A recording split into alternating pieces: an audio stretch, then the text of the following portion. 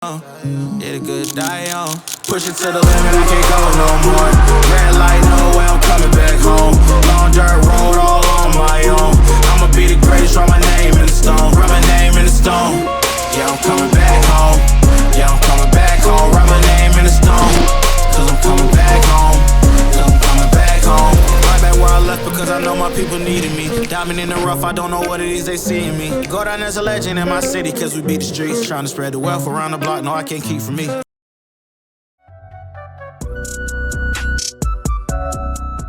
Brian Marvin, third degree black belt representing Team Renzo Gracie.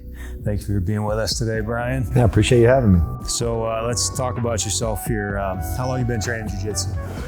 How's everybody doing today? Everybody knows probably who I am. I've been up here quite a few times. We're going to work on kind of a seminar today, and we've got some belt promotions. It's going to be completely different.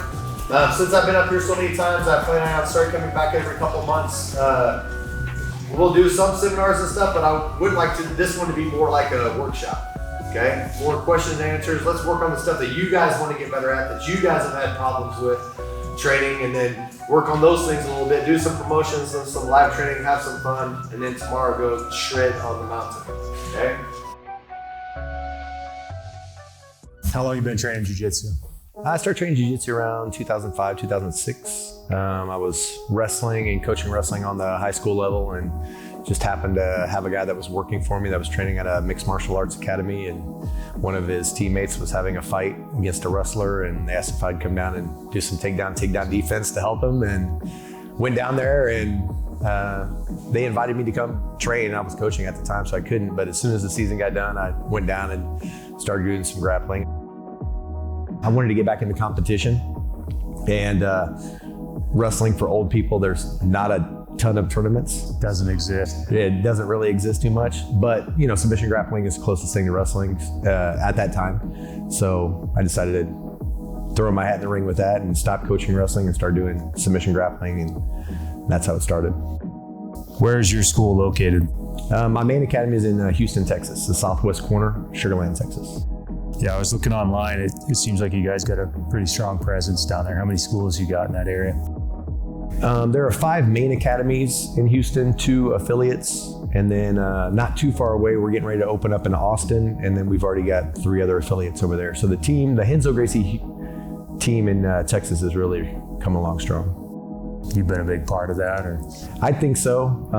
When I was allowed to join Renzo's team, when Renzo brought me onto the team, it was like the perfect fit.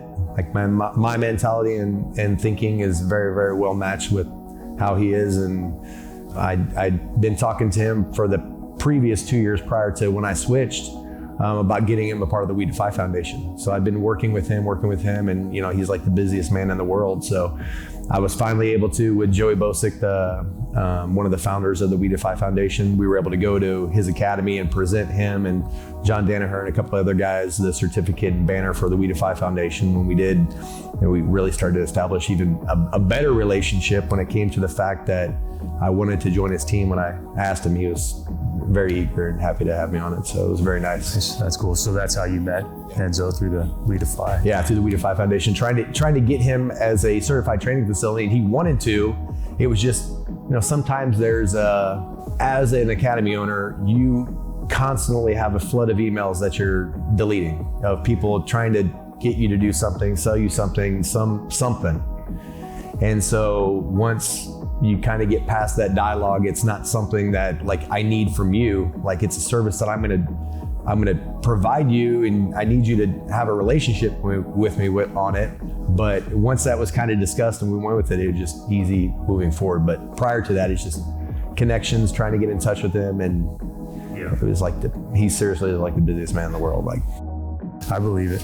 It's quite the lineage. I mean, for me, like Renzo Gracie, right? You got celebrities, and he's up there. He's one of the biggest, and personality-wise of all those guys, he's somebody I've always off the charts. Seeing his stuff, man. He's crazy. He always makes me laugh. Yeah, off the charts. And he's just like that in person. Like, there's nothing. I mean, like, how you see him is how he is. Like, he's an awesome dude.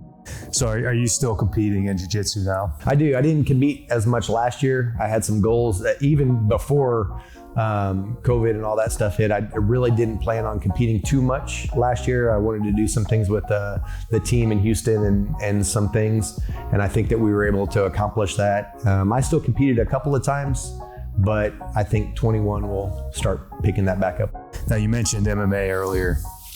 Did you fight MMA or just train it? I did. I really wasn't getting into jiu-jitsu to fight into MMA. I was getting into jiu-jitsu to do competitions more like grappling.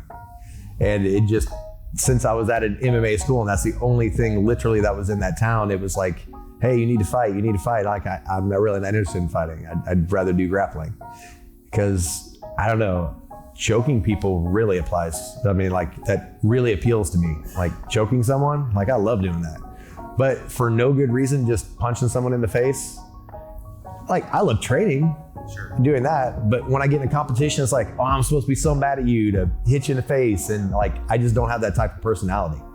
But choking someone, I definitely have that type of personality. It's a great time. All about that. But yeah, I just never really got into the fighting aspect of it. I love the competition aspect of it. I love grappling and stuff like that. But it really kind of, it's crazy. It'd like make me sad. Like if I like would physically like hurt somebody and then be like, man, dude, I did that to you. I'm so sorry I did that to you, you know? I didn't want to. Yeah. But I ended up I had 8 fights. I went 7-1. It was in Kansas and Missouri area. And at that time, they didn't have any professional MMA fights. So it was just amateur.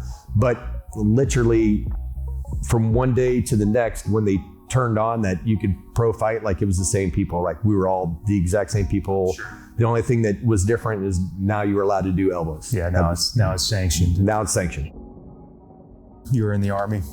How long were you in the Army? I was there for 20 years. I started on M1A1 tanks. I went to a little bit of college on a wrestling scholarship, and I shouldn't have gone to college. I was going to join the military out of high school, but had the opportunity to go. And you know, at that time, I was really, really immature and didn't have a lot of direction or goals, and I needed something more like the military or the Army. And it really ended up working out well. And initially, I was only going to join for 4 years and get back out and walk on at that time to Illinois State and try to wrestle there. And each time that it came time for me to make the decision, get in, get out, I'd always weigh my decision, like what's the best for me right now? And it just always kind of ended up being, well, I'll stay in a little bit longer. And then once it got to like 10 years, I'm like, there's no way I'm going to give up 10 years and only have to do 10 more. And then I'll be able to retire for the rest of my life and have some pretty phenomenal benefits. So once it got on the other side of 10 years, it's like, oh, I'm staying in now. Yeah, stick it out. Yeah. And then like literally as soon as I got to the 20-year mark, I'm like, thanks. I'll see you guys later. So I did 20 years on like 20 Sundays or something like that. How did jiu-jitsu fit into that? Obviously, Army was first. How did you get into jiu-jitsu during the Army? It was tough initially because not a lot of people really kind of knew what that was at the time. Like when I started training, it wasn't really prevalent in the military and the Army. UFC was kind of about back to getting big again, like 4 or 5 years in. So it wasn't a huge thing. So a lot of what I had to deal with was getting the time and the schedule and trying to convince my chain of command that it was okay and that I wasn't going to get hurt. And initially, because it was MMA, they like tried to put a squash on that. Initially, they're like, hey, you're not allowed to fight. If you get hurt, it's going to be a line of duty. You're not going to get covered on anything. And I'm like, well, first of all, that's not how it works. But you know, you'd have to do an investigation and I would have to be found out of line of duty for doing something. And so like, it was a whole complicated mess. But I didn't really enjoy fighting anyway. So when I stopped, it was not like, they were like, you had to stop fighting. And I was like, I really don't care about fighting. I just want to do jiu-jitsu. Like, that's all I want to do. So, but it was such a good thing for me on that other side because sometimes it was stressful environment and situations, and you know, jiu-jitsu always takes 100% all of that away. Can you tell us a little bit about your service, maybe how jiu-jitsu played a part of that? So I did a lot of recruiting in the Army, and that was kind of a stressful environment, especially around the time that I started jiu-jitsu, like 2005, 2006, the Army was fighting 2 wars. We were recruiting while fighting 2 wars. So, I mean, it was a difficult time for me and a lot of other people that were recruiting, trying to get people to go fight wars. And there was a lot of stress put on a lot of people during that time. And one of the things that would definitely, anytime I was in a situation where just not having a good day or just not having a good anything, you know, being able to train jiu-jitsu and kind of clear your mind and get on the other side of what your problems are. And you find through jiu-jitsu, you have a lot better ability to problem solve other things in your life when you're problem solving, like human chess matches, like what we had earlier today. You know what I mean? It's fun when you can do that, when you have to like think and plan and strategize and pay attention to what's happening. What the fun thing and the thing that I love the most about jiu-jitsu is once you get to a certain level, it's so awesome to watch. Like, it's painful to watch at some levels because it's like, man, if you guys would just like take this down to there just a little bit, not only would you enjoy it more, you'd be doing so much better. But it's hard to tell people that or get them to realize that. But once you get to a certain level where it's like literally like a chess match, you can see what's happening and things develop. Man, it's such a beautiful art. And being in the middle of it, I mean, you guys know, being in the middle of it, like, that's when you really get to do some stuff. And then everything else, but you walk out the doors, you don't even remember the things that you were stressed out about before. It doesn't even come back up. It's a perfect escape, right? Perfect escape. And then you move on to the next day and you're like, oh yeah, these bullshit problems are happening again. And then you're like, oh well, you know, maybe you can come up with all right, well, last night when I was not pissed off about everything or not huge anxiety, I was able to have a clear mind and actually think about something that I could do, you know? That's a lot of it too, you know? Let's talk about the We Defy Foundation. I mean, what we're talking about plays right into 100%. How this is helping people. So if you want, maybe let's start, like, what's your role? How do you work with the organization? Right now, it's just as a volunteer. I was the president for a year, a little bit over a year ago. Travis Larson took over. Joey Bosick and Alan Shabaro both founded that foundation. It's an all volunteer board. They've got some exceptional people on that board right now doing some great things and really, really taking it to the next level. When Travis took over, really leaps and bounds, was able to do some stuff with that foundation. My role now is just as an ambassador, to just try to get people to support the organization and help out. But any veterans organization, I'm trying to help out. But specifically about the We Defy Foundation, the reason that it's so good is because it uses the art of jiu-jitsu to help those disabled combat veterans deal with issues in their life like PTSD, TBIs, chemical dependencies, getting out of shape, and it uses the vehicle of jiu-jitsu as a form of therapy for those things. So that's thing one. And then two, the mental aspect of it, the clarity of the mind and getting people back inside of like a team style atmosphere. You talked about those same things, like all those people, all different walks of life, like they don't care that you're whatever you were. Like, all they care about is you're here, you're training with them, and everybody wants to get better together. That's right. We're all the team. Right. And once they're back a part of that, I think a lot of times what happens is people get out of the military and they feel like alone. Yeah. They don't know what to do. And people don't really relate to them because people tell their stories about whatever, and they're like, dude, that's like nothing compared to what I've done. Not me, but like those people. And so they try to tell a story, and those people are like, I have no idea what you're talking about. I cannot even relate to those things that you're talking about. So they don't want to tell their stories, and they can't get things off of their chest or off of their mind that they want to be able to talk about. And then they sit on a couch and they watch TV, and then they eat, and they start drinking, and then it just becomes a cycle, and they don't know how to get out of it. But with the foundation, they can take that person, throw them into the academy, and how the foundation works it is they have certified training facilities that are vetted. So it's not like just some random dude walking in and be like, hey, I want to train jiu-jitsu. Like, yeah, man, go. Like, put the gloves on. Let's do this. You know what I mean? You got a guy with a TBI or something like that, and the people in here think, man, this dude's been in the military. Like, he should be a good fighter. Like, that's not necessarily true. Like, there's so many professions in the military. But, you know, and you take that guy and you're able to get him into a certified training facility where they're gonna take care of the person. They know people are going to be coming from the foundation with these things. It's an application process that veteran applies. They go through a vetting process with the foundation, and then it gets sent to the academy. The academy's got an interview with the guy too, so that makes sure it's a good fit, because some towns have more than just one place. So we want to make sure that we get the right veteran with the right atmosphere and the right team. Like, not to say that other teams are different, but you know as well as I do, some vibes are different in different gyms, and some people like certain things and some people don't.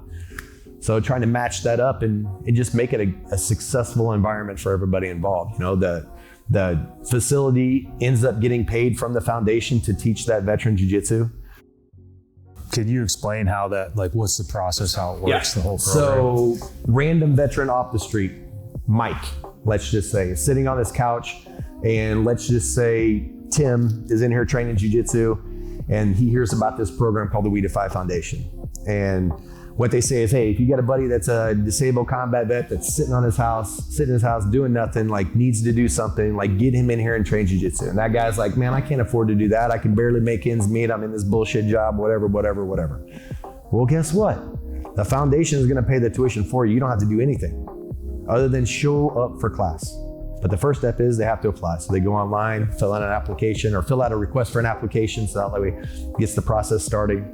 They get sent an application. They have to send in some documents that aren't revealing of any personal information, but just to verify their status and what they were, that they were honorably discharged, and that they are a disabled veteran of I think it's 85% now or above, and they were in combat.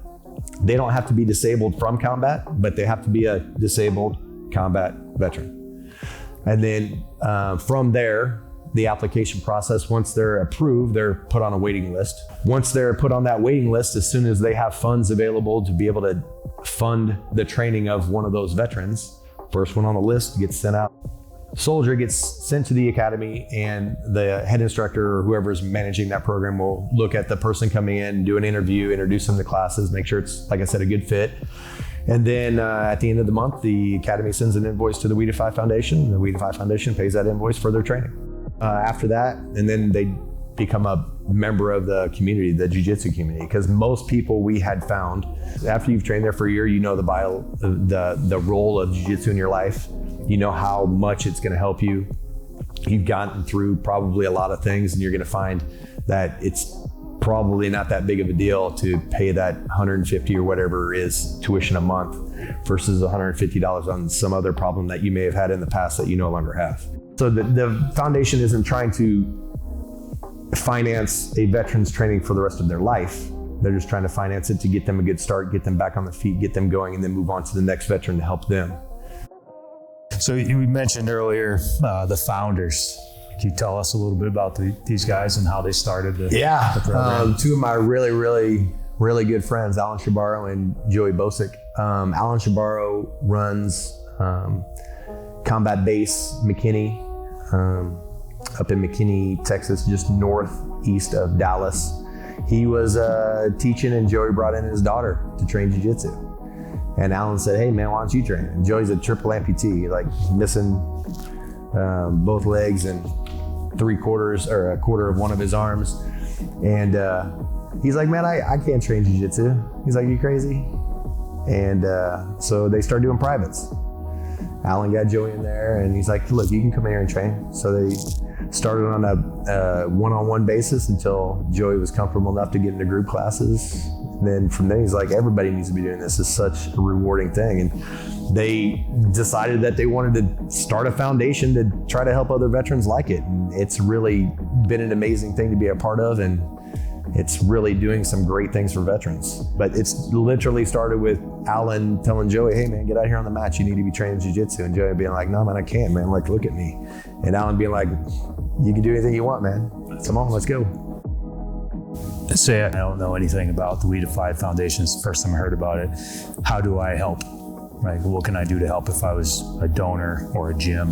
So if they go to the We Defy Foundation.org website, on the right-hand side, there'll probably be a button that says donate now. They can click it. They have the ability to do different levels of sponsorship. You can have a reoccurring donation if you want to, but that's the biggest. Buy a t-shirt, If you train jiu-jitsu, buy a patch and put it on your gi, buy a sticker, stick it on your car, you know.